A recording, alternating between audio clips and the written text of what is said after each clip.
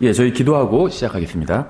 하나님 아버지, 오늘도 주님의 말씀을 공부하러 이 자리에 모였습니다. 주님의 말씀을 통해서 저희가 더욱더 주님의 완전하신 뜻이 무엇인지 이해하게 되고, 또 저희가 주님의 말씀을 단순히 머리로만 받아들이는 것이 아니라 마음으로 받아들여서 주님을 기쁘시게 해드리는 주님의 자녀들이 될 수 있도록 도와주시기 원합니다. 예수님의 이름으로 기도드렸습니다. 아멘.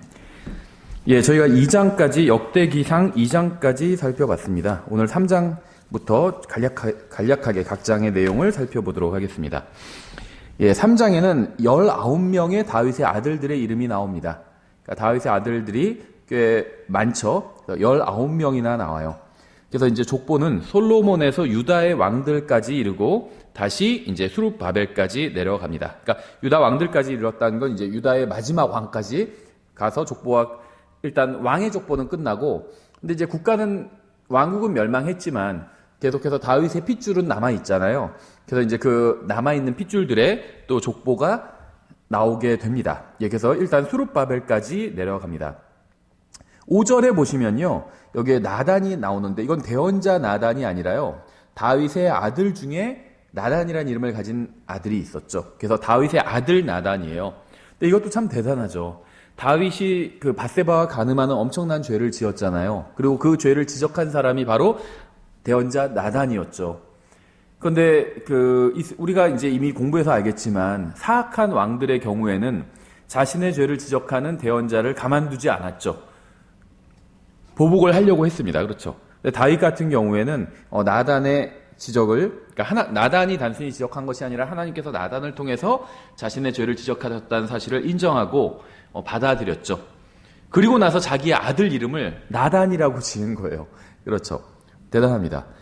어쨌든지 간에 3장 5절에 나오는 나단은 대언자 나단이 아니라 다윗의 아들 나단인데요. 좀 주목해 볼 필요가 있습니다. 왜 그러냐면, 역사적으로는 큰 의미는 없어요, 나단이. 그렇죠. 왜냐하면 다윗의 그 왕자는 솔로몬으로 이어졌기 때문에 이 나단은 그냥 다윗의 아들 중에 이런 나단이라는 이름을 가진 사람이 하나 있구나, 이 정도로 우리가 이해하고 넘어가면 되는데요. 근데 왜 제가 주목해야 된다고 하냐면, 누가복음 3장의 족보를 기억하시는 분들은 이 이름이 반가울 수 있겠죠. 누가복음 3장에도 다윗의 족보가 나오죠. 그런데 여기서 연결되는 것은, 다윗의 아들로 연결되는 것은 솔로몬이 아니라 바로 이 나단입니다. 그래서 이 나단으로부터 요셉까지 연결이 돼요. 그렇죠? 누가복음 3장 31절에 나와 있습니다. 왜 그러냐면, 이 솔로몬의 계보는 여고냐로 끝나게 됩니다. 그래서 다윗의 혈통이 솔로몬으로 쭉 이어지지는 않게 된다는 거예요. 솔로몬의 그 자손들은 끝나게 돼요. 근데 그러니까 다윗의 아들이 19명이나 있는데 그 중에 이제 왕통을 이어받은 솔로몬의 계보는 이 여고냐에서 끝나버리게 됩니다. 그 성경에서 이제 여고냐로 나오고 다른 곳에선 또 여호야긴으로 나오죠. 우리가 지난번에 공부할 때는 여호야긴, 그 유다의 마지막 왕으로 여호야긴으로 공부를 했었는데요. 이제 또 다른 곳에선 여고냐라고 부르고 있죠. 이름을 이렇게 한 사람의 이름을 여러 개로 부르는 경우들이 있죠. 어쨌든지 간에 이 솔로몬의 계보는 이 여고냐에서 끝나요. 그런데 다윗의 아들 중에 이 나단의 계보는 계속해서 쭉 내려가서 예수님의 의붓 아버지죠. 예수님의 의붓 아버지인 요셉으로까지 연결이 됩니다. 르호보암은 솔로몬의 아들들 중에서 성경에 언급된 유일한 인물이라고 볼 수가 있습니다. 그러니까 성경이 그 모든 사람을 다 언급하는 건 아니라는 거예요. 그렇죠? 소위 말하면 지난번에도 인용했지만, 부르심을 받은 자들은 많지만 택하심을 받은 자가 적다고, 의미 있는 사람의 이름만, 좋은 의미건 나쁜 의미건 의미 있는 사람의 이름만 언급을 합니다. 그래서 솔로몬의 아들들 중에서는 르호보암의 이름만 언급하고 있죠, 성경이. 4장에는 유다의 또 다른 계보가 나옵니다. 2절에서 기도와 말씀에 대한 순종으로 하나님의 호의를 입은 이 야베스에 대한 이야기가 나와요. 제가 읽어보면, 역대기상 4장 9절부터 10절에 야베스는 자기 형제들보다 더 존귀한 자더라. 그의 어머니가 그의 이름을 야베스라 하며 이르기를 내가 고통을 겪으며 그를 낳았다 하였더라. 야베스가 이스라엘의 하나님을 부르며 이르되 원하건대 주께서 참으로 내게 복을 주사 내 지경을 넓히시고 주의 손이 나와 함께 하사 주께서 나를 약하게 나를 악에서 지키시며 이로써 그것이 나를 괴롭게 하지 못하게 하옵소서 하였더니 하나님께서 그가 구하는 것을 그에게 주셨더라. 야베스의 이야기 중에 가장 아름다운 장면은 주님께서 개인들에게 관심을 갖고 개인적인 관계를 맺으신다는 부분이죠. 이 역대기상은요, 일단 이스라엘, 특히 유다의 역사를 다루고 있어요. 유다라는 왕국의 역사를 다루고 있는데 갑자기 어떤 한 개인에 대해서 이렇게 언급하고 있다는 거죠. 아마 우리나라 그 실록에서도 역사를 다루다가 갑자기 어떤 특이한 개인이 있으면 이렇게 언급을 하는 것으로 알고 있는데 대부분 다 역사가 그렇겠죠. 여기서도 이제 야베스에 대해서 언급을 하고 있습니다. 개인에 대해서. 그런데 이제 문제가 좀 있죠. 그러니까 이 구절 자체는 전혀 문제가 없고 야베스에게도 전혀 문제가 없는데요. 이제 이것을 가지고 너무 어떻게 보면 뭐 진한 국물을 계속 우려 먹는 경우가 있어요. 그러니까 성경에 야베스에 대해서 단 2절 나오고 제가 방금 읽은 게 다입니다. 근데 이것을 가지고 막 책이 나오고 베스트셀러가 되고 그러고 있죠. 그래서 야베스의 기도. 내용이 이게 전부인데 이것을 가지고 야베스가 무슨 기도를 어떻게 했는지 막 다 상상의 나래를 펴고 있는 거죠. 왜 그러냐면 이게 야베스가 가만히 보니까 어떤 물질적인 복을 받았어요. 그렇죠. 그가 구하는 것을 하나님께서 그에게 주셨고 또 지경을 넓혀달라고 했는데 한마디로 뭐 땅 얘기겠죠. 그러니까 하나님께서 부동산을 잔뜩 주시고 그러니까 현대인들의 어떤 관점에서 봤을 때 너무 부러운 거예요. 야베스가. 그렇죠. 다 부동산을 원하잖아요. 근데 하나님께서 야베스에게 부동산을 잔뜩 주신 것 같고 그래서 이것을 가지고 막 별의별 이야기를 다 쓰고 있다는 겁니다. 그렇죠. 그래서 이런 것들은 좀 우리가 조심할 필요가 있어요. 이 구절들을 잘못 적용해서 어떤 수익을 올리는 현대의 기독교 베스트셀러 작가들을 우리가 좀 조심할 필요가 있겠죠. 이거는 뭐 기독교 신앙과 크게 관련이 없는 부분일 수 있는데 이것은 다분히 구약적이고 이것을 신약에 적용해서 마치 지금의 그리스도인들도 이렇게 기도응답을 이런 식으로 받아야 되는 것처럼 큰 재물로 하나님께 기도응답을 받아야 되는 것처럼. 그러니까 재물이 많다는 그거는 저주가 아니죠. 복이죠. 복이에요. 그렇죠. 재물이 많아서 나쁠 건 없는데요. 문제는 뭐냐면 하나님께서 어떤 사람, 신약 시대에 어떤 사람의 신앙생활과 관련해서 그 사람이 신앙생활을 잘하면 재물을 많이 주시고 못하면 재물을 안 주겠다. 이렇게 약속하신 적은 없다는 겁니다. 하나님께서 어떤 사람에겐 재물을 많이 주셨어요. 어떤 사람에겐 주지 않으셨습니다. 근데 그것은 신앙생활에 어떤 잘하고 못한과는 전혀 관련이 없다는 거예요. 구약시대에는 관련이 있었어요. 근데 신약시대에는 그것은 관련이 없습니다. 그러니까 재물이 많다는 것은 분명히 주님께 복을 받은 거예요. 근데 주님께서는 하나님의 말씀대로 살면 재물을 많이 주시겠다. 이렇게 약속하신 적은 없다는 겁니다. 몸이 건강하면 주님께 복을 받은 거죠. 하지만 신앙생활 열심히 잘하면 몸을 건강하게 해주시겠다. 이렇게 약속하신 적이 없다는 거예요. 그러니까 몸이 건강하든 허약하든 이것은 어떤 영적인 것과는 관련이 없다는 겁니다. 만약에 몸이 건강하면 신앙생활 잘하는 거라면 그러니까 신앙생활을 열심히 잘하는 사람은 하나님의 말씀대로 사는 사람은 다 몸이 건강하다면 그럼 올림픽에서 우승하는 사람들이 다 최고로 영적인 사람이다 이렇게 볼 수가 있겠죠. 또 재산이 많을수록 영적인 것이라면 재벌 2세들이 가장 영적인 것이라고 볼 수가 있겠죠. 그러니까 그런 몸이 건강하고 재산이 많고 이건 나쁜 건 아니에요. 그렇죠? 좋은 거지. 몸이 건강해서 나쁠 거 없잖아요. 몸이 건강하고 재산이 많은 건 나쁜 건 아닙니다. 이 세상에서 좋은 거예요. 그러니까 하나님께 좋은 걸 받은 겁니다. 그건. 그럼 자기가 몸이 건강하고 또 재산이 많으면 주님을 위해서 그걸 사용해야 되겠죠. 주님께 좋은 걸 받았으니까. 하지만 건강하지 않다고 해서 영적이지 않은 건 아니라는 거죠. 재산이 없다고 해서 영적이지 않은 것도 아니라는 겁니다. 그래서 또 물질적인 복과 지금 이 신약 시대에 있어서는 물질적인 복과 영적 수준은 비례하는 것이 아니라는 겁니다. 반비례하는 것도 아니에요. 그렇다고 해서 어떤 사람이 재산이 많다고 해서 저 사람은 영적이지 않다. 건강하다고 해서 영적이지 않다. 이렇게 얘기할 수도 없다는 겁니다. 전혀 관련이 없어요. 비례하지도 않고 반비례하지도 않고. 다만 우리가 가장 역사상 영적인 그리스도인이었다고 꼽는 사도 바울 같은 경우엔 재산도 별로 없었고 건강도 그렇게 좋지 않았죠. 어디가 아팠는지는 자세히 모르지만 아마 추측컨대 눈이 아팠을 것이라고 이렇게 보통 추측을 하죠. 왜냐하면 사도 바울이 너희가 너희 눈이라도 빼서 나에게 주었으리라 이렇게 얘기하는 걸 보고 이제 아마도 안질이 있었을 것이다 이렇게 추측을 하죠. 그러니까 몸이 좋지 않았어요. 재산도 많지 않았죠. 그냥 날품팔이었습니다. 요즘식으로 하면 선교 여행하다가 돈 없으면은 텐트 만들어서 아르바이트해서 다시 팔고 또 돈을 비축하고 그리고 다시 선교 여행하고 이렇게 살았죠. 그래서 물질적인 복, 또 육체적인 건강과 영적인 것은 비례하지 않는다는 겁니다. 근데 이 역대기상 4장 9절부터 10절에 나온 야베스 이야기를 가지고 마치 이것이 신앙의 척도인 양 어떤 소설을 쓰는 그런 경우가 너무 많죠. 그래서 낳고 죽는 족보 이야기가 나오는 9개의 장 정중앙에 한 사람, 야베스 한 사람이 서서 이스라엘의 하나님을 불렀다는 것은 의미가 있죠. 그래서 이 사람이 받은 복에 너무 의미를 두지 말고 이 사람이 이스라엘의 하나님을 불렀다는 것, 여기에 의미를 둬야 되겠죠. 영원히 중요한 문제로 남는 것은 자신의 혼의 구원을 위해서 주님의 이름을 불렀느냐 그렇지 않느냐 이거죠. 주님과 어떤 관계를 맺고 있느냐, 이게 가장 중요하다는 거죠. 내가 건강하냐 재산이 많냐 이것도 중요하겠지만 그건 영원히 중요한 건 아니죠. 이 세상에서 살 동안만 중요하죠. 건강과 재물은 80년, 90년, 100년짜리 중요한 문제고 주님과 어떤 관계를 맺고 있느냐 이거는 영원히 중요한 문제라는 거죠. 이스라엘의 원래 첫 태생은 르우벤이었죠. 하지만 르우벤이 죄를 지었죠. 한마디로 작은 어머니와 동침을 해버렸죠. 그래서 그 죄로 인해서 장자권을 몰수당해서 이제 르우벤의 장자권이 요셉에게 넘어가게 되죠. 역대기상 5장은 우리에게 죄는 하나님의 마음만 아프게 하는 것이 아니라 하나님의 축복도 잃어버리게 한다고 강조하고 있죠.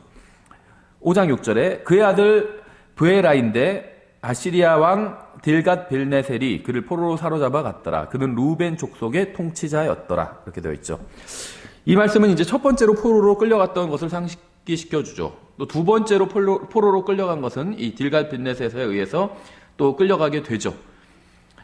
이게 이제 갈릴리 납달리 지역이 이제 끌려간 것이라고 볼 수가 있겠죠. 그래서 역대상 5장과 또 열왕기하 15장, 이사야 9장 등에서 이제 관련된 문제를 다루고 있습니다. 또 마태복음 4장 15절에서도 너희 이방인의 갈릴리야 막 이런 식으로 말씀하시는 부분이 있죠. 이게 이제 역사적으로는 바로 이 부분과 관련이 있다고 보시면 됩니다. 그래서 세 번째로 포로로 끌려간 것은 이제 사마리아 이송으로 호세아 9년, 또 히스기야 6년에 일어났고 이때로 인해서 이스라엘 왕국은 북왕국 이스라엘은 이제 멸망을 하게 되죠. 6장에는 레위의 자손들이 기록되어 있습니다. 족보는 아론부터 시작해서 이제 여호수아의 아버지인 여호사닥까지 완벽하게 연결이 됩니다. 여기서 말하는 여호수아는 이제 눈의 아들 여호수아가 아니죠. 출애굽 그 여호수아가 아니고 6장 15절에서 느부갓네살이 등장을 하게 됩니다. 주께서 느부갓네살의 손으로 유다와 예루살렘을 사로잡아 가실 때 여호사닥이 포로로 잡혀갔더라. 비평가들 중에는 어리석게도 이제 이 느부갓네살의 이름을 가지고 이제 성경이 모순이다 이렇게 주장하는 사람들이 있어요. 이게 무슨 말이냐면 이제 성경에 보면 우리 성경에도 느부갓네살 이렇게 번역된 부분이 있고요. 느부갓레살 이렇게 번역된 부분이 있습니다. 그러니까 한국말로는 5자죠. 느부갓네살인데 네 번째가 느부갓네살도 있고 느부갓레살도 있어요. 이게 이제 그 성경을 보면요, 이렇게 이름이 간혹 다르게 기록되는 경우가 있는데 제일 대표적인 경우가 이사야 같은 경우죠. 우리 성경에 다 이사야 똑같아요. 근데 영어 성경으로 보면요, 이 구약의 이사야와 신약의 이사야가 스페링이 다릅니다. 스페링이 달라요. 그런데 우리말에선 그냥 똑같이 이사야라고 번역을 했습니다. 그건 어쩔 수 없었던 것 같아요. 동일 인물이에요. 스페링이 다르지만. 또 예를 들면 라합 같은 경우에요. 구약에 나오는 라합과 그 여호수아기에 나오는 라합과 그다음에 마태복음에 나오는 라합이 스페링이 다릅니다. 그래서 이것이 이제 동일 인물이다 아니면 다른 인물이다 이렇게 좀 약간 논쟁이 있어요. 근데 동일 인물이라고 주장하는 게 이제 대세고 좀 다수설이고 다른 인물이다 이렇게 주장하는 게 약간 좀 소수설이라고 볼 수가 있는데요. 여기서 이제 뭐가 문제가 되냐면요. 구약과 신약이 다른 것이 아니라 이 에스겔서에서는요. 이 R을 사용합니다. 그래서 느부갓레살이라고 되어 있어요. 에스겔서 보시면요. 느부갓레살 이렇게 되어 있습니다. 근데 이제 예레미야서에는요. 37장까지는 R을 사용했어요. 느부갓레살 이렇게 했는데 이 34장 1절과 39장 5절을 제외하고 8번에 걸쳐서는요. 또 느부갓네살이라고 기록을 했습니다. 그러니까 예레미야서 한 책 안에서 느부갓레살도 있고 느부갓네살도 있다는 거예요. 근데 이게 동일 인물이거든요. 한 사람의 이름을 다양하게 기록을 한 거죠. 그런데요, 그래서 이제 요게 서로 다르기 때문에 그리고 이제 열왕기야, 역대기야, 에스라, 느헤미야, 에스더 모두 다 n을 사용했어요. 그래서 느부갓네살 이렇게 표현했습니다. 그러니까 성경에 보면요, 에스겔과 예레미야 절반 정도는 느부갓네살이라고 돼 있고 나머지 다른 책에선 다 느부갓네살 이렇게 돼 있다는 거죠. 그래서 한 사람의 이름을 서로 다른 식으로 표기했기 때문에 이것은 성경의 모순이다. 비평가들이 이렇게 주장을 하는데요. 근데 재밌는 건 뭐냐면 이 느부갓네살은 큰 제국을 정복했던 황제였죠. 그래서 이 사람의 기념비가 남아 있어요. 뭐 광개토 대왕 기념비 같은 그런 기념비가 남아 있는데 이제 기원전 3세기경에 기록된 이 바벨론 기념비에 보면요, 한 기념비 안에 이 두 철자가 다 사용이 되고 있어요. 느부갓네살, 느부갓네살 다 사용된다는 거죠. 그러니까 이 사람의 이름은 두 가지 방식으로 다 기록되는 게 맞다는 겁니다. 이거는 고고학적으로도 그렇다는 거예요. 그러니까 성경이 모순이 아니라는 거죠. 실제 저는요, 여러 명 봤어요. 지금까지 신앙생활하면서 이름이 두 개인 분을 여러 명 봤어요. 그래서 그냥 자기 이름이 원래는 이건데 그냥 이걸로 불러달라 이렇게 얘기하시는 분도 봤어요. 그런 경우가 흔해요. 있어요. 근데 젊은 사람 중에선 못 봤고 좀 연세 드신 분들 중에선 종종 봤습니다. 본인의 실제 이름과 그러니까 주민등록상 이름이 다른 경우가 종종 있더라고요. 근데 그러니까 주민등록 기록, 법적인 기록에는 실제 이름을 쓰고, 그러니까 그 기록된 이름을 쓰고 일반적으로 친구들과는 자기 또 다른 이름을 사용하는 경우들이 있더라고요. 예, 그래서 이 성경에는요, 이렇게 이름이 서로, 그러니까 여러 이름이 사용되는 경우가 종종 있다는 겁니다. 이거는 오류가 아닙니다. 오히려 문화적으로 이제 그런 것들이 더 성경이 사실이라는 걸 입증하고 있죠. 왜냐하면 그 당시에는 문화적으로 이렇게 이름을 이런 식으로 사용했기 때문에. 지금 이 현대 이름과 같은 이런 이름을 쓰는 것은 그렇게 오래되지 않았거든요. 그러니까 성과 이름을 나누고 이런 식으로 사용하는 건 그렇게 서양에서도요, 오래된 것이 아니에요. 예. 7장에는 이제 6지파의 족보가 기록되어 있습니다. 8장은 베냐민 지파에 대해서 기록하고 있는데 이 사울과 요나단의 이름이 두드러집니다. 그러니까 왜냐하면 이제 왕이고 왕자였기 때문에 더 강조해서 이제 설명을 하고 있는 거죠. 성경은 사울의 가문과 관련해서 3가지 족보를 보여주고 있어요. 이제 이것을 가지고도 성경이 모순이다, 또 이렇게 주장하는 사람들이 있습니다. 근데 제가 방금 말씀드렸던 것처럼요, 오늘날에도 한 사람이 2개의 이름을 가진 경우도 흔하고 가족 내에 같은 이름을 가진 사람이 있는 것도 어렵지 않게 볼 수가 있습니다. 근데 요 얘기는, 그러니까 한 가족 내에 이름이 같은 경우가 있는데, 이거는요, 사실은요, 우리나라에는 별로 해당되지는 않아요. 예를 들면, 그 자식이 태어났는데 아버지 이름과 같은 이름으로 짓진 않죠. 제가, 저희도 이제 첫 아이를 임신했을 때 이름을 몇 개를 만들어 놨거든요. 또, 이제 남자 이름, 여자 이름도 다 만들어 놨었어요. 처음에는 이제 임신 초기에는 성별을 모르니까. 그래서 지금은 이제 버렸는데 남자 이름도 만들어 놓은 게 있었거든요. 근데 그 이름이 제 이름과 똑같지는 않다는 거죠. 한국 문화에선. 근데 서양권 문화에서는 같은 이름을 쓰는 경우들이 있죠.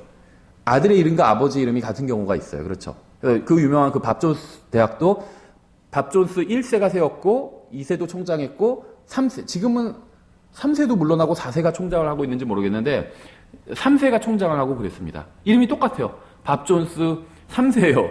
그렇죠. 그러니까 이름이 똑같은 거예요. 할아버지 이름과 증조 할아버지 이름, 할아버지 이름, 아버지 이름, 자기 이름이 다 똑같은 겁니다. 이런 경우들이 있죠, 서양에는. 그래서 이름이 같은 이름을 아버지와 사용되고 이런 것들이 뭐 흔한 일이에요, 사실 서양에서는. 예. 근데 이 사울의 족보가요, 성경에 몇 번 나오는데 약간 조금씩 다르게 나옵니다. 그래서 이것을 가지고도 성경이 모순이다, 이렇게 주장하는 사람들이 있다는 거예요. 근데 이제 같은 이름을, 첫 번째는 한 가족 내에서 할아버지, 아버지, 본인 이런 쭉 이제 계보가 이어질 때 같은 이름을 사용하는 경우들이 있고, 아버지나 할아버지와 같은 이름을 사용하는 경우가 있다는 게 첫 번째고요. 두 번째로는 한 사람이 여러 개의 이름을 가지고 있는 경우도 있다는 겁니다. 그렇죠. 그래서 어떤 유명한 보험 전도자들 같은 경우에 이제 어떤 별명이 그 사람 이름처럼 이렇게 돼버린 경우들도 있고 굉장히 많아요. 예, 그래서 사무엘상 9장 1절에 이렇게 되어 있습니다. 이제 기스라는 이름의 베냐민 사람이 있었는데 그는 아비엘의 아들이요 스롤의 손자여 베고라스의 증손이요 아비야의 4대손으로 베냐민 족속이며 능력있고 강력한 자더라. 그러니까는 아비야가 처음이고 그 다음에 베고라스이 나왔고 베고라스의 아들이 스롤이고 스롤의 아들이 아비엘이고 아비엘의 아들이 기스인 거죠. 그 기스의 아들이 사울인 거죠. 사무엘상 14장 51절 사울의 아버지는 기스요 아브넬의 아버지는 넬인데 그는 아비엘의 아들이더라. 전 이 구절 처음에 여러 번 읽어봤어요. 이게 이해가 안 되더라고요. 사무엘상 14장 51절이 이해가 안 돼요. 처음에는. 근데 이게요 지금 하나의 지금 제가 사무엘상 9장 1절을 읽었잖아요. 근데 사무엘상 9장 1절은 5명이 나오는데 이게 일렬로 쫙 설 수가 있죠. 고조 할아버지, 증조 할아버지, 할아버지, 아버지, 본인 이렇게 딱 정렬이 됩니다. 그렇죠. 근데 사무엘상 14장 51절은요. 이게 정렬이 되지 않아요. 여기서도 지금 사울, 기스, 아브넬, 넬, 아비엘 5명이 나오는데요. 이게 그 사무엘상 9장 1절처럼 정렬되는 게 아닙니다. 이걸 정리하면요. 아비엘의 아들은 기스고 기스의 아들이 사울이에요. 그런데 아비엘의 아들 중에는 기스만 있는 것이 아니라 넬도 있다는 겁니다. 그렇게 이해하시면 돼요. 그리고 이제 역대상 9장 39절에 넬은 기스를 낳고 기스는 사울을 낳았으며 사울은 요나단과 말기수아와 아비나답과 에스바를 낳았더라. 그래서 넬, 기스, 사울, 요나단 이런 식으로 정리를 해볼 수 있습니다. 그렇다면은 이 기스는 사울이 있고 사울의 아버지는 기스죠. 이건 지금 다 일치합니다. 근데 기스의 아버지가 사무엘상에서는 아비엘이라고 하고 그런데 역대상에서는 넬이라고 하죠. 그러면 기스의 아버지가 2가지 이름을 가지고 있었던 거예요. 이 아비엘과 넬. 근데 문제는 뭐냐면 이 그럼 넬이 나오면 다 이게 기스의 아버지냐? 그건 또 아니라는 겁니다. 가까운 친족 중에 같은 이름을 가진 사람이 또 있다는 거예요. 그렇죠. 그렇게 이해하면 된다는 거예요. 그래서 스롤의 아들들은 압돈과 셀과 기스와 바알과 아비엘이라고 불리는 넬이라는 겁니다. 그러니까 이 넬이라는 사람이 아비엘이라는 또 다른 이름이 있었다는 거죠. 근데 넬에게는 2 아들이 있었는데 하나는 아브넬이고 다른 하나가 기스라는 거예요. 그리고 기스에게는 사울이라는 아들이 있었죠. 그래서 하나님의 말씀을 유심히 공부해보면 모순이 없음을 알 수 있습니다. 이게 일반 세상에서도요, 이런 식으로 이름이 막 중복되는 것처럼 보이는 경우들이 있다는 거죠. 왜냐하면 특히 동양권에선 그렇지, 우리나라에선 그렇지 않은데 서양권에선요, 이름이 아버지의 이름과 할아버지의 이름이 같거나, 막 삼촌의 이름과 할아버지의 이름이 같거나, 이런 경우가 허다해요. 그래서 충분히 이런 일이 일어날 수 있다는 거죠. 9장에는 바벨론의 포로로 잡혀갔다가 돌아온 자들 중에서 유다 베냐민 지파와 제사장들과 레인들의 가족 중 우두머리의 목록이 기록되어 있습니다. 이 목록의 기록 목적은 바벨론 포로기 중 잃어버린 경배 질서를 이제 회복하기 위함이겠죠, 당연히. 10장은 인간이 선택한 왕의 죽음에 관한 이야기를 들려주고 있죠. 바로 사울의 죽음이죠. 인간이 선택한 왕이었죠. 이것은 많은 잠재력을 가지고 있는 사람의 실패를 그림으로 보여줍니다. 사울은 실제로 사람들이 선택할 만큼요, 외모와 이런 것들이 훌륭한 사람이었습니다. 사울의 실패의 원인은 하나님을 대적해서 죄를 짓고 그 다음에 신접하는 여인에게 찾아가서 조언을 구했다는 게 사울의 실패의 원인이었죠. 하나님께서 역대기상에서 그 사울을 죽이신 이유를 이렇게 밝히고 계시죠. 하나님께서는 이 2가지 죄로 인해서 사울을 죽이셨다고 말씀하셨습니다. 11장은 다윗의 대관식과 1절부터 3절, 또 다윗의 수도 4절부터 9절, 또 다윗의 대장들 10절부터 47절을 다루고 있습니다. 또 우리는 다윗의 용사들의 목록도 볼 수 있죠. 여기에 나온 다윗의 용사들은요, 반역에 가담하지 않은 힘과 충성심이 넘치는 자들이었습니다. 그래서 이들은 모두 역경 가운데서도 왕을 따랐고 승리를 했죠. 13장에는 율법을 따르지 않고 궤를 옮기다 죽임을 당한 사람의 이야기가 나오죠. 우사죠. 궤는 역대기상에서 다양한 장소에 있는 것으로 묘사되면서 이제 46번이나 언급되고 있어요. 그래서 이 역대기상은요, 제사장의 관점, 하나님의 관점에서 기록이 되어 있기 때문에 이 성전, 궤 이런 것들을 굉장히 중요하게 다루고 있죠. 14장에는 블레셋 사람들이 다윗이 즉위한 것을 못마땅하게 여겨서 이제 전쟁을 일으킨 이야기가 나옵니다. 2번에 걸쳐서 전투를 했고 이스라엘과 이제 블레셋이 다윗은 2번 다 주님께 간구했고 결국 2번 다 승리를 했죠. 15장에서 우리는 궤가 7달 동안 원수의 수중에 있었고 3달 동안 오베데돔의 집에 있었고 또 20년 동안 이 아비나답에 있었다는 걸 알 수가 있죠. 나중에 21년 후에 괴는 예루살렘으로 오게 됐고 비로소 이제 제대로 된 자리에 위치하게 됐죠. 그래서 16장에서는 괴가 제대로 된 방식으로 운반되어서 있어야 할 곳에 이제 제대로 돌아오게 되자 이제 사람들이 크게 기뻐하는 모습이 나오죠. 또 숙련된 음악가들이 찬양의 노래를 부르는 장면이 나옵니다. 그래서 이들의 찬양은 3개의 시편에 기록되어 있었죠. 또 8절부터 22절은 시편 105편에, 또 23절부터 33절은 시편 96편에, 또 34절부터 36절은 시편 106편에 기록되어 있습니다. 예, 다윗은 나단에게 하나님을 위해서 아름다운 전을 건축하고 싶다고 했는데 주님께서는 나단에게 허락하지 않겠다고 말씀을 하셨죠. 하나님께서는 3가지 이유로 인해서 다윗이 성전을 짓는 것을 금지하셨죠. 주님께서 성전을 지으라고 말씀하지 않으셨고, 두 번째는 성전을 지을 적절한 시기가 아니었고, 3번째는 다윗은 성전을 지을 적절한 인물도 아니었다는 게 3가지 이유였죠. 그러니까 하나님께서 먼저 명령하신 적이 없어요. 다윗에게 성전을 지으라고. 그리고 다윗은 성전을 지을 만한 인물이 아니었죠. 전쟁을 너무 많이 해서 피를 많이 흘린 사람이었기 때문에, 또 적절한 시기도 아니었고, 이것이 주님께서 거부하신 이유죠. 다윗은 하나님의 뜻에 순종해서 자신의 아들이 성전을 지을 수 있도록 재료를 모으는 일을 했습니다. 이러한 일은 다윗의 마음을 잘 보여줍니다. 그가 성전을 건축하려고 했던 이유는 자신의 영광이 아닌 주님의 영광을 위한 것이었음을 보여주죠. 만약 여기서 다윗이 사실은 건축물을 크게 지을수록 자기의 영광이 드러나거든요. 그렇죠. 그래서 막 큰 건축물을 짓고 이런 걸 하려고 하는 거예요. 자기의 영광이 드러나기 때문에. 그러니까 다윗이 여기서 영적인 어떤 야망이 있었다면 성전을 짓는 것을 강행했을 수도 있겠죠. 근데 다윗은 여기서 강행하지 않았다는 겁니다. 하나님께서 너는 아니다 라는 이유를 3가지나 말씀하셨잖아요. 넌 성전 짓지 말라고. 그러니까 여기서 깔끔하게 포기하고 어떤 일을 하냐. 그럼 그래요? 그럼 내가 안 지면 말지 그럼 어디 한번 나중에 잘 지어지나 보자 이런 마음을 푼 것이 아니라 성전을 자기에게 짓지 말라고 하셨기 때문에 자기는 성전의 재료만 열심히 모았어요. 그리고 그걸 짓는 것은 자기의 아들인 솔로몬에게 임무를 부여해 주었죠. 그러니까 솔로몬이 그 영광을 누릴 수 있게 다윗이 소위 말하면 멍석을 깔아줬다는 거죠. 이게 오늘날 저는 굉장히 큰 우리에게 의미가 있다고 생각을 합니다. 그러니까는 선교사도 그렇고 성경 교사들도 그렇고 목회자들도 그렇고 어떤 이 세상에서의 야망을 버린 경우들은 많이 있어요. 그렇죠. 목회에 들어서면서 내가 세상에서 크게 되겠다 이렇게 생각하는 사람은 없거든요. 불가능한 일이고 세상에서 크게 되려면 다른 쪽으로 나가야지 목회를 하면 안 되겠죠. 근데 문제가 뭐냐면 세상에서의 야망은 버렸는데 목회자들이 영적 야망을 가지고 있다는 거예요. 그래서 내가 세상에서는 포기했지만 영적으로는 한번 아주 크게 돼보겠다. 내 이름을 크게 남기겠다. 이런 생각들을 가지고 있다는 겁니다.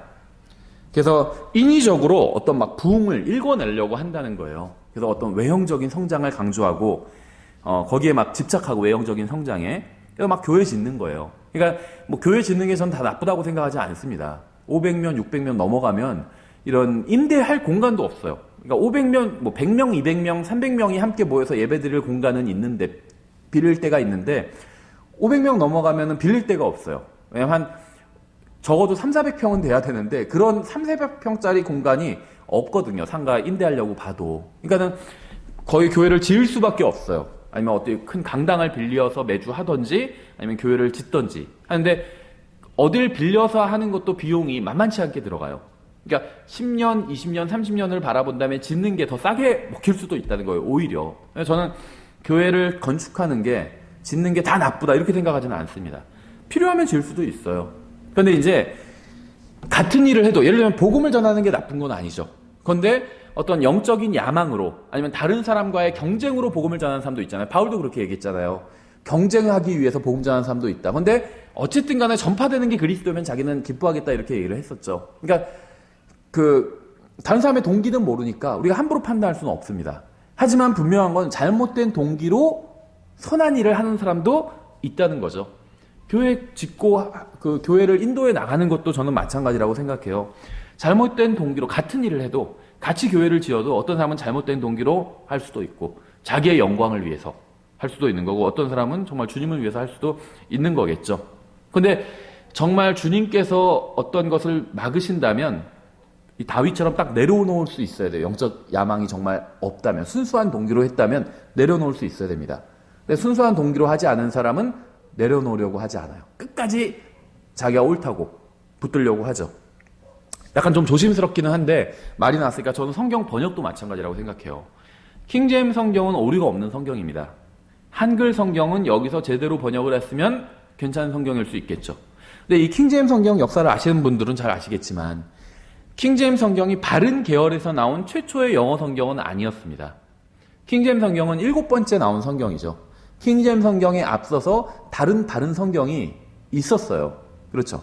뭐 비숍 성경, 틴데일 성경, 뭐 커버데일 성경, 마일즈 성경, 제네바 성경 이런 다른 성경들이 있었습니다.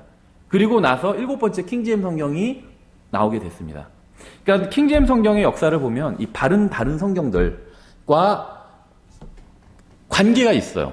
다른 성경들이 없었다면 이 킹제임스 성경이 아마 나오지 못했을 겁니다. 그래서 킹제임스 성경이 나오기 전에 바른 계열에 속한 다른 영어 성경들이 먼저 나오면서 이제 킹제임스 성경이 나올 수 있는 길을 닦아놨다고 볼 수가 있습니다. 그래서 다른 성경과 대부분이 일치해요. 킹제임스 성경은 다른 부분도 있지만 거의 대부분이 일치합니다.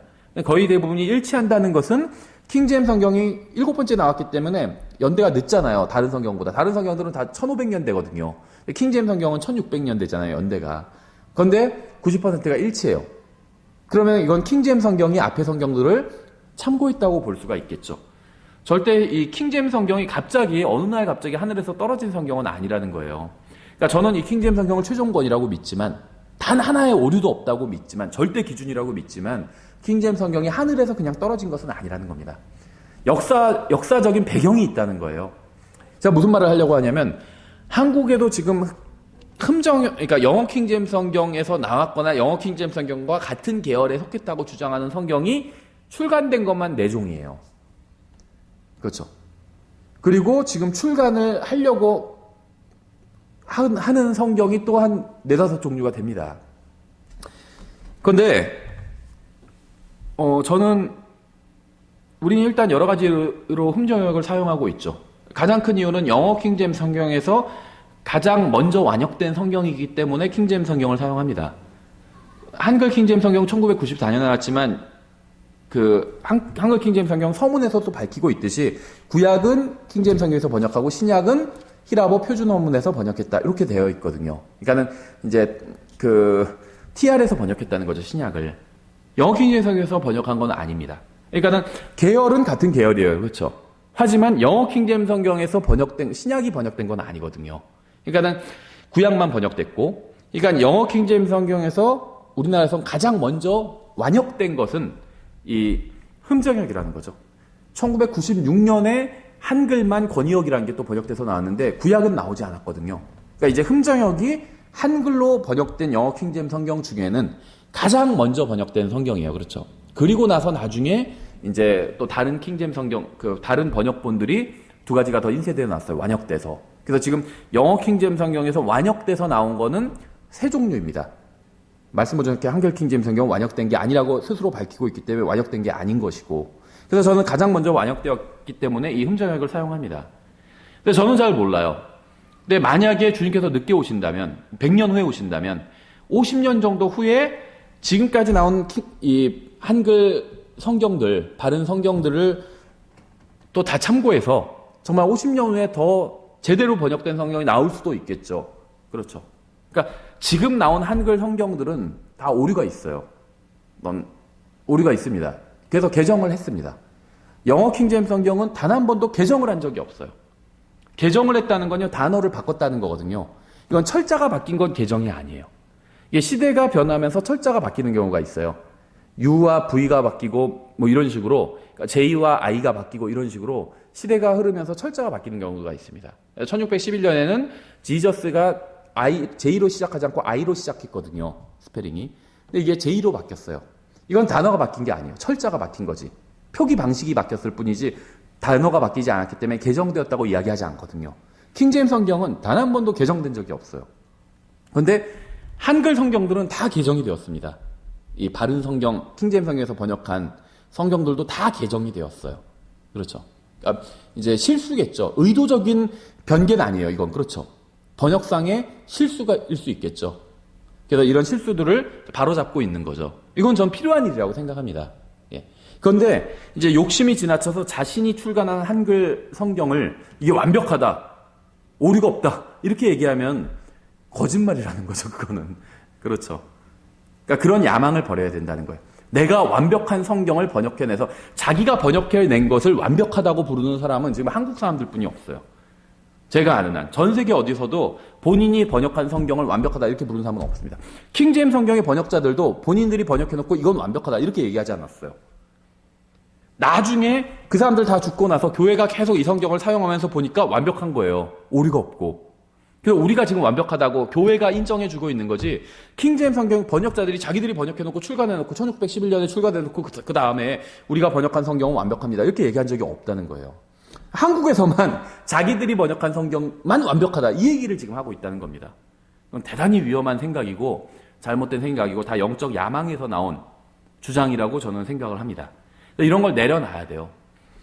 제가 만약에 번역한다면 이렇게 얘기할 것 같아요. 번역을 하고 열심히 킹제임 성경 번역자들이 한 말처럼 열심히 이전 번역본들을 비교해서 살펴보고 열심히 최선을 다해서 번역을 했습니다. 이렇게 얘기할 것 같아요. 그 다음에 이게 완벽한지 아닌지 제대로 번역했는지는 교회가 입증해 주는 거죠. 믿는 사람들 안에 계신 성령님께서 입증을 해 주시는 거죠. 예, 그래서 사역자들이 영적 야망을 버려야 돼요. 이 사역자들이 영적 야망을 가지고 있으면 성도들이 피곤해져요. 그렇죠. 막 성도들을 못 살게 굴거든요.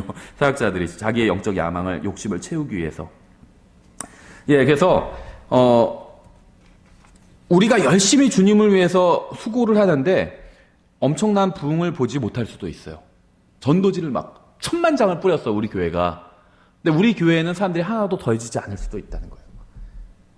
근데 다른데 막 구원받은 사람들이 늘어나서 다른데 교회가 부흥할 수도 있다는 겁니다. 그렇죠. 예.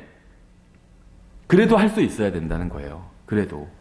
그러니까 우리는 수고만 열심히 하고 열매를 먹지 못할 수도 있다는 겁니다. 다른 사람이 열매를 먹을 수도 있어요. 그래도 나는 그 일을 하겠다. 그게 하나님 앞에서 바른 태도라는 겁니다. 그렇죠. 왜 그런 줄 아세요? 우리도 다른 사람이 수고한 열매를, 다 교회들이 그래요. 다른 사람이 수고한 열매를 다른 교회가 먹거든요. A라는 교회가 수고한 열매를 B 교회가 먹고 B 교회가 수고한 열매를 C 교회가 먹고 그런 식이에요. 그렇죠. 우리도 전도지 많이 나눠줘도 최근 6개월간 10,000장이 소비됐거든요. 10,000장을 뿌린 거예요, 적어도. 근데 그걸 보고 우리 교회에 더해진 사람은 없어요. 그렇다고 해서 이거는 잘못된 일이야 이렇게 생각할 필요가 없다는 겁니다. 우리 교회 온 사람들은 우리가 전도해서 온 사람들이 아니에요. 그렇죠. 다른 누군가가 전도한 겁니다. 다른 누군가가 나눠준 전도지를 읽고 예수님을 믿게 되었던지 다른 누군가가 전도한 사람들이에요. 근데 그 사람들이 우리 교회에 왔잖아요. 그렇죠. 그럼 우리가 전도한 사람들이 다른 교회에 가는 게 억울한 일이 아니라는 거죠. 그게 주님께서 일하시는 방법이라는 겁니다. 그래서 우리는 열심히 결과를 생각하지 말고 열심히 복음을 전하고 전도지를 나눠주고 뿌려야 된다는 거예요. 주님의 교회에 결국 사람들이 더해질 것이기 때문에 우리 교회에 더해지지 않아도 돼요. 더해지면 좋고 아니면 어쩔 수 없는 거고. 예. 왜냐면 우리 교회에 더해주는 사람들도 우리가 수고한 사람들이 아니잖아요. 다른 사람들이 열심히 수고해서 복음 전해서 예수님 믿게 만들었더니 우리 교회에 온 거거든요. 예. 우리도 그렇게 해야 될 수 있다는 겁니다. 예. 영적 야망만 버리면 별로 억울한 일이 아니에요. 주님을 위해서 하는 일이니까. 우리 교회 크자고 막 하는 일은 아니잖아요. 복음 전하는 일이. 주님을 위해서 하는 일이지. 예, 그래서 여러분의 수고로 인한 열매를 다른 사람이 먹는 것을 기쁨으로 받아들일 수 있어야 된다는 겁니다. 다윗과 같은 마음을 가진 사역자들이 늘어나야 돼요. 그렇죠. 다윗처럼. 다른 사람이 부흥할 수 있게 열심히, 다른 사람이 영광을 볼 수 있게 성전 건축이라는 영광을 누릴 수 있게 열심히 재료만 모은 거잖아요. 그렇죠. 우리도 그 일을 할 수 있어야 된다는 거예요. 우리가 열심히 전도지를 나눠주고 문서 사역을 하고 했는데 우리 교회는 사람들이 더해주지 않았는데 30년 후에 우리 다음 세대에서 그 빛을 볼 수도 있는 거잖아요. 그렇죠. 사람들이 막 더해지고 바르게 서고. 그러면 그건 의미 있는 일이라는 거죠. 예, 하나님의 집에 대해서 잠시 생각해 보겠습니다. 이스라엘이 노예가 되었을 때 하나님께서는 그들의 구출자가 되셨죠. 이스라엘이 광야에서 천막을 치고 살았을 때 하나님께서도 그들 가운데 계셨습니다. 이스라엘이 전쟁을 치를 때 하나님께서는 군대의 대장이 되셨습니다. 이스라엘이 평화롭게 정착했을 때 이제 다윗과 솔로몬 시대에 하나님께서도 영광 중에 성전에 거하셨죠. 우리가 여자에게서 태어났기 때문에 그리스도께서도 여자에게서 태어나셨습니다. 자신의 백성이 율법 아래에 있을 때 주님께서는 율법 아래에서 태어나셨습니다. 교회 시대의 주님은 믿는 자들의 안에 거하시고 동시에 아버지의 오른편에 또 앉아 계시죠. 천년왕국이 되면 그리스도와 이스라엘과 교회는 모두 다 땅 위에 함께 거하게 될 것입니다. 18장부터 19장은 다윗의 통치 기간 중 최전성기라고 볼 수가 있겠죠. 다윗은 완벽하게 승리했고 시리아인들을 완전히 몰아내었습니다. 왕국의 경계도 모두 안전했고 다윗은 교역을 늘리고 이제 아들이 성전을 건축할 수 있도록 보물을 모으기 시작했죠. 역대기상 20장 1절에서는 이제 다윗은 예루살렘에 머물렀더라라고 말씀하고 지나갑니다. 이것이 이제 역대기에 기록된 다윗의 끔찍한 범죄에 대한 진술의 전부예요. 다윗이 밧세바와 무슨 짓을 했고 이게 역대기에는 나오지 않는다는 겁니다. 이렇게만 말하고 넘어간다는 거죠. 믿음의 사람에게 있어서 가장 위험한 순간은 전투가 벌어졌을 때 원수와 맞서 싸우지 않고 가만히 머물러 있는 것이죠. 영적 전쟁에서는 자신에게 맡겨진 임무를 잊고 가만히 있는 것보다 더 위험한 일은 없습니다. 그래서 내가 지금 하나님께서 나에게 주신 임무를 하고 있는가? 이걸 항상 기억하고 있어야 돼요. 이걸 잊어버리면 그것은 이미 패배한 겁니다. 영적 전쟁에서. 임무를 잊어버리면. 다윗이 지은 또 다른 죄가 21장에 기록되어 있죠. 1절에 사탄이 이스라엘을 대적하려고 일어나 다윗을 선동하여 이스라엘의 수를 세게 하니라. 다윗은 자신의 죄에 대한 핑계를 댈 수가 없죠. 사탄이 이렇게 선동을 했지만 선동당한 것은 자기잖아요. 그렇죠. 요압은 다윗에게 이러한 죄를 짓지 말라고 경고를 했죠. 그래서 이것은 하나님의 명령을 어기는 것이었습니다. 그러니까 단순히 백성의 수를 계수한 것 자체가 죄는 아니었죠. 근데 계수할 때마다 계수하는 방법이 성경에 나와 있어요. 주님께 희생제를 드려야 되고 계수할 때 그런 것이 같이 이제 이루어져야 되는데 다윗은 그런 걸 하지 않았죠. 그러니까 하나님의 방법대로 수를 계수하지 않았다는 거예요. 그래서 죄를 지은 거죠. 하나님의 명령을 어긴 죄를 지었습니다. 하지만 다윗은 죄를 짓는 것을 선택했고, 그러니까 사람들은 다 말렸지만 다윗은 죄를 짓는 것을 선택했고 그 결과 어떻게 되는지 아시죠? 어떤 벌을 받을지를 선택하게 되었어요. 그렇죠. 얼마나 비참해요. 세 가지 중에서 선택해라 이렇게 하시잖아요. 우리도 뭐 그럴 때가 있죠. 아이들한테 뭐 몇 대 맞을래 뭐 이렇게 할 때가 있죠. 그런 상황이 닥친 거죠. 죄는 항상 영향을 끼칩니다. 영향 없는 죄란 없어요. 죄는 죄를 지은 사람뿐 아니라 다른 사람에게도 영향을 끼치게 됩니다. 그렇죠. 내가 예를 들면 술 마시고 운전을 했어요. 그럼 이거는 국가에서도 죄라고 그러죠. 잘못한 거라고 하잖아요. 하나님 앞에서도 잘못한 거고 국가에서도 잘못한 겁니다. 그래서 술 마시고 운전하다가 다른 사람을 치었어요. 그럼 내가 죄를 졌는데 다른 사람이 피해를 같이 당하게 된 거죠. 내가 죄를 지어서 결국 내가 거기서 다른 사람을 치고 경찰에 붙들려서 예를 들면 감옥에 갔어요. 그럼 내가 죄를 짓고 그 죄의 영향으로 내가 벌을 받게 된 거죠. 근데 그뿐만 아니라 다른 사람까지도 피해를 입게 된다는 거예요. 죄가. 그렇죠. 어떤 사람들은 다윗이 오르난에게 대가를 지불하는 것을 기록하고 있는 역대기상 21장 25절과 또 사무엘기하 24장 24절이 모순을 일으킨다고 주장을 합니다. 조금만 성경에서만 다르면 다 모순이다 이렇게 주장하는 사람들이 있죠. 역대기상 21장 25절 이처럼 다윗이 그 장소를 사려고 금 600세겔을 달아 오르난에게 주니라. 600세겔을 줬다고 그랬죠. 사무엘하 24장 24절 왕이 아라우나에게 이르되 아니라 오직 내가 반드시 값을 주고 내게서 그것을 사리라. 내가 값을 치르지 아니한 것으로는 주 내 하나님께 번제 업무를 드리지 아니하리라 하고 이에 다시 은 50세겔로 타작마당과 소들을 사고 이렇게 되어 있죠.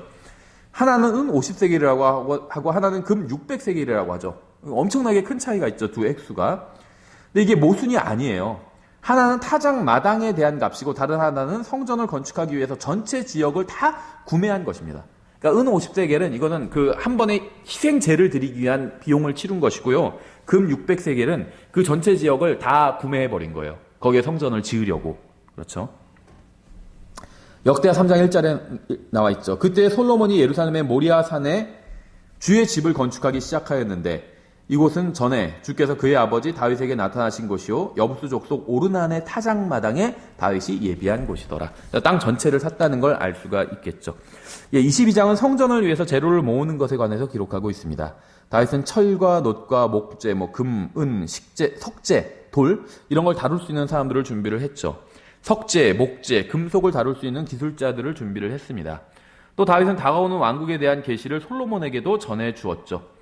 17절부터 19절에 다윗이 또한 이스라엘의 모든 통치자들에게 명령하여 자기 아들 솔로몬을 돕게 하며 이르되 주 너희 하나님께서 너희와 함께 계시지 아니하냐 그분께서 사방에서 너희에게 안식을 주지 아니하셨느냐 그분께서 그 땅의 거주민들을 내 손에 넘겨주셨나니 그 땅이 주와 그분의 백성 앞에서 정복되었느니라 이제 너희 마음과 혼을 고정하여 주 너희 하나님을 구하라. 너희는 이런 까닭에 일어나서 주 하나님의 성소를 건축하고 주의 언약궤와 하나님의 거룩한 기구들을 가져다가 주의 이름을 위하여 건축할 집을 들여놓을지니라 하였더라. 예, 그래서 이제 6절부터 16절까지 솔로몬에게 당부를 하는데 그 중에서 이제 성전에 관해서 당부한 부분만 좀 제가 인용해 봤습니다. 23장은 성전 경배에서 섬기는 일을 하는 그 사람들의 임무를 다루고 있죠. 첫째는 아침과 저녁으로 서서 주님을 찬송하는 일을 하는 레위인들이 나와 있고요. 레위인들은 하나님을 섬기고 경배하는 일을 하고 성전을 완전하게 유지하기 위한 일을 하는 사람들이었죠. 24장은 아론의 아들들이 죄로 인해서 죽임을 당하고 보다 영적인 사람들로 그들의 자리가 대체되었음을 보여줍니다. 제사장 직무 수행은 나이든 자와 젊은 자가 섞여서 하도록 짜여졌어요. 국가에서 가장 거룩한 일을 수행하고 백성을 인도하기 위해서는 나이든 자의 경험과 젊은 자의 열정이 섞일 필요가 있었기 때문이겠죠.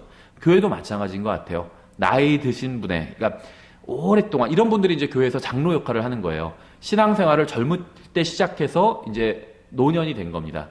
50대, 60대가 된 거예요. 젊을 때 신앙생활을 시작해서 20대 시작해서 예를 들면 그래서 50대가 됐어요. 아니면 30대 시작해서 60대가 됐어요. 그러니까 적어도 한 신앙생활을 20, 30년간 그러니까 첫해 구원받고 10년간 교회 안 나오다가 뭐 30년간 교회 안 나오다가 다시 뭐 30년 만에 노인이 돼서 교회 나오신 분, 이것도 훌륭하지만 그런 분은 장로가 아닙니다. 교회에서는. 교회에서 장로라고 한다면 젊은 시절부터 시작해서 교회를 떠나지 않고 교회는 옮길 수는 있겠지만 교회 생활은 20, 30년 동안 계속 유지해 오신 분이에요. 그래서 신앙생활을 그렇게 하시고, 저희 교회도 그런 분들이 있어요. 그런 분들은 교회에서 장로 역할을 충분히 할 수 있는 분들이죠. 그래서 그런 분들의 어떤 그 연륜이 필요합니다. 그리고 또 젊은 사람들의 또 열정도 필요해요. 교회, 그렇죠. 나이 드신 분들, 노인분들만 잔뜩 있으면 어떤 교회가 역동적으로 어떤 일을 할 수가 없습니다. 또 젊은 사람들만 갖고도 어떤 일을 할 수가 없어요. 좀 지나치게 어떤 걸 할 수도 있겠죠. 그래서 지금 이 성전에서 일하는 사람도 나이 든 사람과 젊은 사람이 섞여서 일을 했던 것처럼 교회도 이게 섞여서 일을 할 필요가 있다는 거죠. 24장로와 수제사장들은 전체 회중을 대표합니다. 또한 이것은 계시록 4장과 5장을 이해하는 데도 도움을 주죠. 24개의 조가 순서대로 섬기는데 한 조가 안식일에서 안식일까지 일주일간 섬기죠. 이 샤가랴는 아비야 계열이었기 때문에 8번째 조였습니다. 10절에 보면요. 7째는 학고스요, 8째는 아비아요. 이렇게 얘기하고 있죠. 이게 이제 조에 대한 얘기예요. 그래서 24개 조가 나와 있죠. 그래서 이 각 그 조장들에 대해서 얘기하고 있는 거죠. 근데 누가복음 1장 5절에 보면요. 유대 왕 헤롯 시대 아비야 계열의 사가랴라는 이름의 어떤 제사장이 있었는데 이렇게 얘기하고 있죠. 그래서 이 사가랴는 아비야 계열, 다시 말하면 제8조에 속한 제사장이었다는 거죠. 예, 솔로몬도 같은 조편성을 했고 히스기야와 요시야 때까지 이어졌습니다. 다만 이제 포로로 잡혀가면서는요, 이게 다 깨져버리게 돼요. 이 조편성이. 그래서 예를 들면 에스라 2장 36절부터 39절에 제사장들은 예수아의 집에 속한 여다야 자손의 973명이요, 임멜 자손이 1050명이요, 1052명이요, 바솔 자손이 1247명이요, 하림 자손이 1017명이었더라. 4명만 나와요. 4개 조만 나옵니다. 그러니까 포로기에서 돌아오는 사람들의 명단에선 제사장들의 조가 4개만 나온다는 거예요. 그러니까는 이 이스라엘 왕국이 멸망하면서 조가 완전히 흩어지고 깨져버리고 없어져 버린 거죠.